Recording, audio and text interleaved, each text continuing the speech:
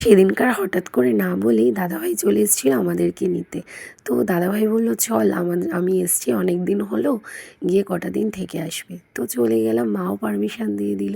তো গিয়ে দেখছি মা আমার পছন্দের কড়াইশুঁটির কচুরি আর আলুর দম বানিয়েছিল। আর এদিকে দাদাভাই করছিল তোড়জোড়, বোন এসেছে রান্না করবে। আর এদিকে দেখো আমার সোনা বাবা এসেই ঘুমিয়ে পড়েছিল গাড়িতে আসতে আসতে।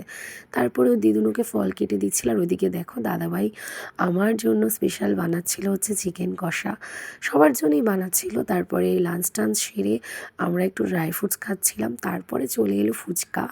মা বলল, চল ফুচকা খাবি নাকি? তারপরে চলে গেছিলাম বিকালে রিঙ্কি বৌদির বাড়িতে, মুড়ি চপ খেলাম। আর রাতের ডিনারে ছিল আবার কড়াইশুঁটির কচুরি আর দাদার হাতে ঝাল ঝাল চিকেন কষা।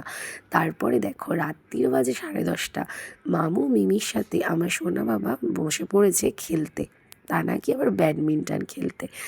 আর ও আর মামু মিমির কাছে এতটাই ভালো থাকে, মানে তখনও আমাকে আর চেনে না। দেখো এদের দেখো অবস্থা, দুজনে মিলে তিনজনে মিলে কি সুন্দর ডান্স করছে। আর আমার সোনা বাবার সাথে সাথে ওরাও কি সুন্দর ডান্স করছে।